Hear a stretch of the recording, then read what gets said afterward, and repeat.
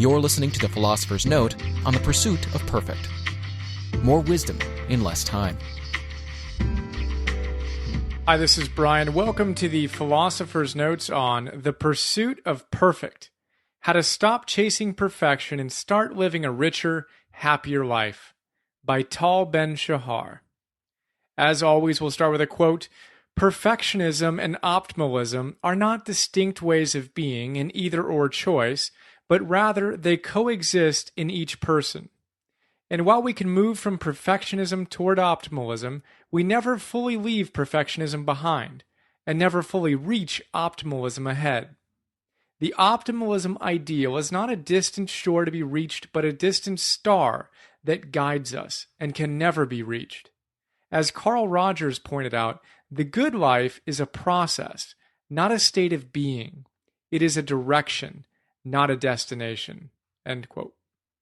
That's Tal Ben-Shahar from The Pursuit of Perfect. And Tal Ben-Shahar is quickly becoming my favorite author and teacher.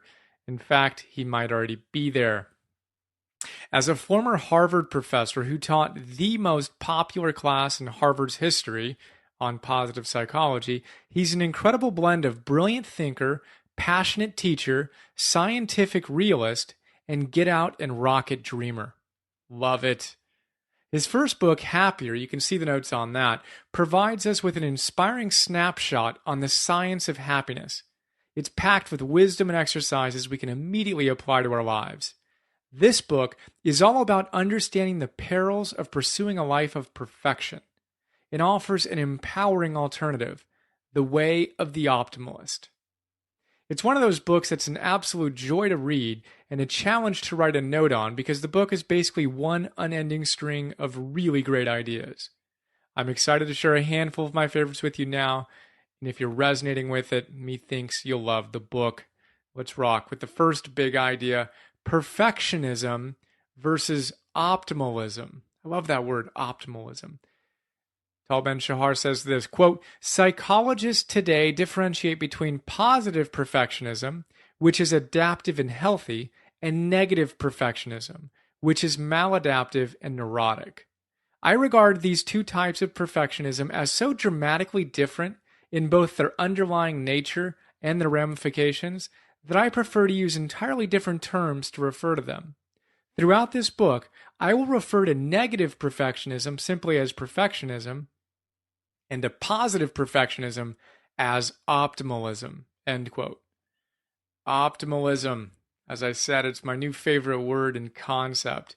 The major difference between a perfectionist and an optimalist? Well, there are a lot, but they're primarily grounded in how we deal with reality. Whereas an optimalist embraces the constraints of reality, a perfectionist rejects those constraints and holds herself to impossible standards. That results in pain and suffering and other such ickness that includes, quote, low self-esteem, eating disorders, sexual dysfunction, depression, anxiety, obsessive-compulsive disorders, psychosomatic disorders, chronic fatigue syndrome, alcoholism, social phobia, panic disorder, a paralyzing tendency to procrastination, and serious difficulties in relationships, end quote. Yikes. The results of perfectionism. Ben-Shahar goes off in the book on the philosophical underpinnings of these differences, tracing us back to Plato, who would be an unconstrained idealist, and Aristotle, who was a constrained optimalist.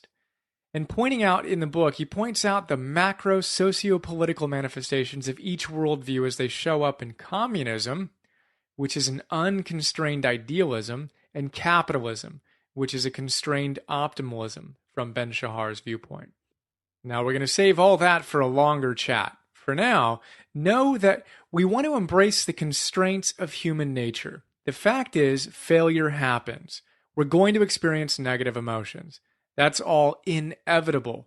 And if we want to experience the joy of this precious hero's journey, we've got to say yes to it all and learn to do the best with what we've got as we evolve into a creative optimalist. So how about a few more differences between our perfectionists and our optimalists? That's the next big idea. Fault finders versus benefit finders. Quote, optimalists tend to be benefit finders. The sort of people who find the silver lining in the dark cloud, who make lemonade out of lemons, who look on the bright side of life, and who do not fault writers for using too many cliches. With a knack for turning setbacks into opportunities, the optimalist goes through life with an overall sense of optimism. End quote. Seeing that optimalist and optimism come from the same Latin word for best, optimus, it makes sense that the optimalist would be an optimist, huh? And I love the distinction between fault finders and benefit finders. Which one are you? Do you focus on the lemonade when you get a lemon, or do you prefer to complain about what life gives you? Now seems like a good time to drill down a little further. What's the number one thing that's stressing you out right now? Let's see if we can shift from fault finding to benefit finding. If it's really bothering you, we can rest assured that you're in fault finding mode. The best way to get your optimism and therefore optimalist on is to get into benefit finding mode. So let's do that. Let's identify the thing you're most frustrated about, right? And to shift from fault finding to benefit finding, let's identify, in the note we have space to write down, the top 3 things you can really appreciate about your current challenge. It's one of the quickest ways to go from fault finding to benefit finding. What 3 things can you appreciate about your current challenge? You may want to press pause, take a moment or 2 or 3, and come up with the thing that's frustrating you the most and 3 things you can appreciate about that current challenge. When you're ready, press play again, and we will go on to the next big idea. All right, I trust you did that exercise. And how about the next big idea? Time to fail more? Quote, one of the wishes that I always have for my students is that they should fail more often, although they are understandably not thrilled to hear me tell them so. If they fail frequently, it means that they try frequently, that they put themselves on the line and challenge themselves. It is only from the experience of challenging ourselves that we learn and grow. And we often develop and mature much more from our failures than from our successes. Moreover, when we put ourselves on the line, when we fall down and get up again, we become stronger and more resilient. End quote. So one of the key attributes of a perfectionist is a deep fear of failure. Ben-Shahar tells his stories as a recovering perfectionist, and I used to be so bad that when I started my career at Arthur Andersen, back in the day, I stressed over making sure the letter to a client was folded perfectly and the stamp was on the envelope perfectly before I could send it out. Yeah, not a very empowering place to play. Literally, I'd take forever to do that. It's pretty funny to look back on. Now, from the need to do the mundane perfectly to the fear of failing at something significant, like a relationship, a new business, a presentation, or whatever, we've got to learn to reorient ourselves to the idea of failure. We talk about this a lot in these notes, and I think it's an essential key to getting our greatness on. 2 of my favorite great ideas on this come from 2 Michaels, Reverend Michael Beckwith and Michael Jordan. Beckwith, who's in The Secret and is an amazing minister out here in Los Angeles, he says this about mistakes in his great book, Spiritual Liberation. You can see the notes on that. He says, quote, a conscious realization of our innate oneness with the ineffable does not mean that we will never make a mistake again. Even enlightened beings burn their bagels once in a while. It's important to maintain a sense of humor, because this is how you will stop being afraid of making a mistake. You'll make some, but so what? That's why they're called mistakes. Humor relaxes the uptight ego. You get a new cue from your inner self and simply say, I missed my cue, so let's do a second take. Your willingness to take the risk of making a mistake is actually an expression of courage and a willingness to grow from them. Mistakes are about getting the blessing in the lesson and the lesson in the blessing. End quote. And Michael Jordan shares this mojo. He says, quote, there was never any fear for me, no fear of failure. If I miss a shot, so what? And he says, I've missed more than 9,000 shots in my career. I've lost over 300 games. 26 times I've been trusted to take the game-winning shot and missed. I've failed over and over again in my life, and that is why I succeed. There's an awesome video on the website you can check out on Jordan. It's a Nike commercial. Super cool. Highly recommend it. Check it out at philosophersnotes.com on my blog. So back to you. Is it time for you to fail a little more? If so, get on that. The next big idea, active acceptance and choices. Quote, we all have an image of our ideal self, an elaborate construct of the kind of person we would like to be. While it is not always possible to feel as this constructed self would, fearless and compassionate at all times, for example, we can act in accordance with its ideals, courageous, generous, and so on. Active acceptance is about recognizing things as they are, and then choosing the course of action we deem appropriate and worthy of ourselves. It is about recognizing that at every moment in our lives we have a choice. To be afraid and yet to act courageously, to feel jealous and yet to act benevolently, to accept being human and act with humanity. End quote. I love that. Reminds me of Dan Millman's work. You can see the notes on body-mind mastery and everyday enlightenment for more. Along with his friend David Reynolds' great book, Constructive Living. See the notes on that as well. Really cool book. So David Reynolds is a psychotherapist who blends the best of Zen Buddhism and Western psychotherapy. And he teaches us that we need to accept whatever emotion we're feeling and then ask ourselves the very important question, now what needs to be done? So say you're stressed or you're afraid, you're depressed, you feel like giving up or yelling or whatever. The optimalist within reminds us, welcome to life. Whereas the perfectionist would want to deny that feeling. The optimalist embraces it, and as we actively accept things as they are, we get to reflect on our ideals, realize we always have a choice, and ask ourselves, now what needs to be done? The next big idea is appreciate as a noun and a verb. Quote, the word appreciate has two meanings. The first meaning is to be thankful, the opposite of taking something for granted. The second meaning is to increase in value as money appreciates in the bank. Combined, these two meanings point to a truth that has been proved repeatedly in research on gratitude. When we appreciate the good in our lives, the good grows and we have more of it. The opposite, sadly, is also true. When we fail to appreciate the good, when we take the good in our lives for granted, the good depreciates. End quote.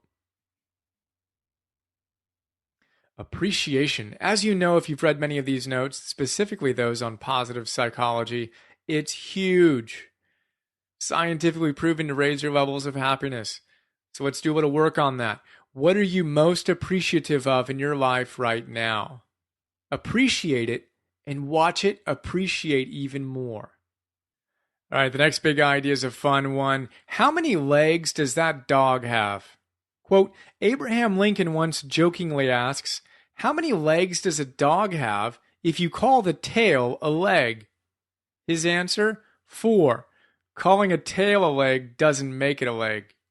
I love that. Reminds me of Aldous Huxley's brilliant comment, facts do not cease to exist because they are ignored.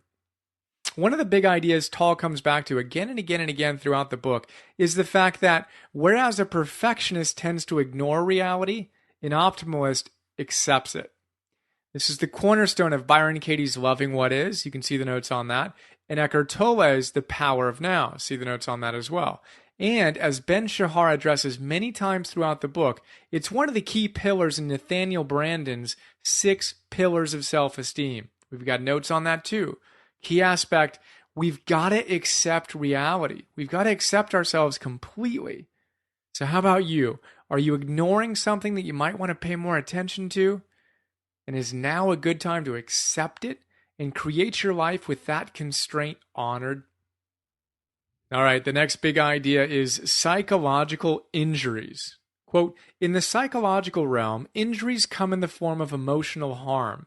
Feeling lethargic, anxious, or depressed are some of the signals that we need some time to recover.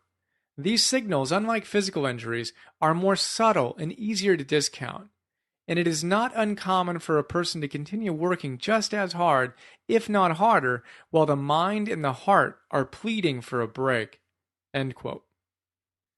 Tal was the youngest Israeli national squash champion ever, and went after the world championship as any world-class perfectionist would. He overtrained. And eventually, he injured himself. Now, just as an athlete runs the risk of injuring herself if she trains too hard, so can we psychologically injure ourselves through overworking. We've got to build in regular rest cycles if we want to stay healthy and at the top of our game. And here's a big idea on how. Ben-Shahar spends a fair amount of time in the book on this. The next big idea is recovery, micro, mid, and macro. Quote, the rising levels of mental health problems, coupled with improved psychiatric medication, are thrusting us toward a brave new world. To reverse direction, rather than listening to advertisers who promise us the wonder drug, the magic pill that will improve performance and mood, we need to listen to our nature and rediscover its wonders. Regular recovery on the micro, mid, and macro levels can often do the work of psychiatric medicine, only naturally. End quote. And again, this is a scientist saying this. And Tal's a big fan of the great book, The Power of Full Engagement. You can see the notes on that too. And he has some tips on how we can make sure we're managing our energy properly. First, we've got to realize that we're not robots and machines. And if we were, we'd be the kind of machines that needed 15-minute breaks every hour or two. That would be a micro-level recovery. We'd need a 7 to 9 hour break every day. That would be a mid-level recovery. And we'd also need a 2 to 4 week break every year. That would be a macro-level recovery. So micro, breaks throughout the day, 15 minutes or so every 1 or 2 hours. Macro, which is the big break, right? 2 to 4 weeks every year. And then the mid-level, which is the daily, 7 to 9 hour breaks every day. So if we were machines, we'd need that. Question is, are you giving yourself those breaks? Let's take a quick inventory. Think about it. Are you taking micro-level breaks of around 15 minutes every hour or two? Yes or no? Are you taking mid-level breaks and giving yourself 7 to 9 hours of sleep every day? Plus 1 day off per week? Yes or no? And are you taking macro-level breaks of 2 to 4 weeks off per year? How are you looking on that? Where can you work within the constraints of your life to optimize? And remember, no need to get upset with ourselves for falling short. That would be a perfectionist way of dealing with life. Let's be good optimalists, honor the constraints of our lives, and build in the regular recovery that'll best serve us. Starting now. All right, the next big idea is event, thought, emotion. Quote, the basic premise of cognitive therapy is that we react to our interpretation of events rather than directly to the events themselves, which is why the same event may elicit radically different responses from different people. An event leads to a thought, an interpretation of the event, and the thought in turn evokes an emotion. I see a baby, that's an event, recognize her as my daughter, thought, and feel love, emotion. I see the audience waiting for my lecture, an event, interpret it as threatening, thought, and experience anxiety, emotion, end quote. This is one of those big ideas we come back to in nearly every note. The fact that it's not the event in itself that creates our emotional state. Rather, it's what we think about the event that creates our emotional response. Change the thoughts and we can change our emotions. As Tal continues, quote, the goal of cognitive therapy is to restore a sense of realism by getting rid of distorted thinking. When we identify an irrational thought, a cognitive distortion, we change the way we think about an event and thereby change the way we feel. For example, if I experience paralyzing anxiety before a job interview, I can evaluate the thought that elicits the anxiety. The thought might be, if I am rejected, it will all be over and I will never find a job. Now I can reinterpret the event by disputing and replacing the distorted evaluation with a rational one. Something like, although I really want this job, there are many other desirable jobs out there. The distortion elicits an intense and unhealthy fear of failure. The rational thought reframes the situation and puts it in perspective. End quote. Really cool stuff. Cognitive therapy. So, do you have any cognitive distortion gremlins running around in your head right now that you might want to reframe? Sweet. Get on that. And the next time you find yourself stressed, you might want to pause for a moment, see if you can identify the event that occurred plus the interpretation you gave it, and how that combo leads to your emotional state. Then, see if there's a more empowering reframe you can rock. Simple stuff, but put it into practice, because anytime we emotionally respond, we think it's the event. It isn't the event. The event is neutral. It's always our interpretation of it. So check in on that and see if you're creating distortions and look at it more prudently. All right, one more big idea here. The platinum rule. Quote, why the double standard, the generosity toward our neighbor, and the miserliness where we ourselves are concerned? And so I propose that we add a new rule, which I call the platinum rule, to our moral code. Do not do unto yourself what you would not do unto others. End quote. I love that. So we all know the golden rule, huh? It's echoed across basically all moral codes and goes something to the effect of, love thy neighbor as thyself. Of course, that's a wonderful vision. However, it presupposes a very important idea, that we actually love ourselves. Recognizing that need, I love Tal's platinum rule. Do not do unto yourself what you would not do unto others. If your friend or loved one made some mistakes in a big presentation at work or on an exam or whatever, would you yell at her throughout her presentation and then all the way home and then all night long, telling her what an idiot she is and all that jazz? Right. We'd never do that. So why do we do that to ourselves? Fact is, we simply can't give what we don't have. Tal quotes Ayn Rand, who in The Fountainhead, you can see the notes on that as well, reminds us, to say I love you, one must first know how to say the I. End quote. And he offers this wisdom as well. This is Tal Ben-Shahar. Quote, when the Dalai Lama was then asked to clarify whether indeed the object of compassion may be the self, he responded, yourself first. And then, in a more advanced way, the aspiration will embrace others. In a way, high levels of compassion are nothing but an advanced state of that self-interest. That's why it's hard for people who have a strong sense of self-hatred to have genuine compassion toward others. There's no anchor, no basis to start from. So let's remember the platinum rule as we go out and rock our greatest optimalist lives. Do not do unto yourself what you would not do unto others. Well, there you go. That's a quick look at The Pursuit of Perfect. It's a great book. If you have perfectionistic tendencies like I've had and have, I highly recommend you check it out. Tal Ben-Shahar rocks. Pursuit of Perfect, Happier, both fantastic. So how about little quick bio on Tal Ben-Shahar. I'll recommend some other notes I think you'll enjoy if you liked this one, and then share some quotes from Tal, and then we'll wrap it up. So Tal Ben-Shahar is the New York Times bestselling author of Happier. He taught the most popular course at Harvard University and currently teaches at the Interdisciplinary Center in Israel. He consults and lectures around the world to multinational organizations, the general public, and at-risk populations. He obtained his PhD in organizational behavior and his BA in philosophy and psychology from Harvard.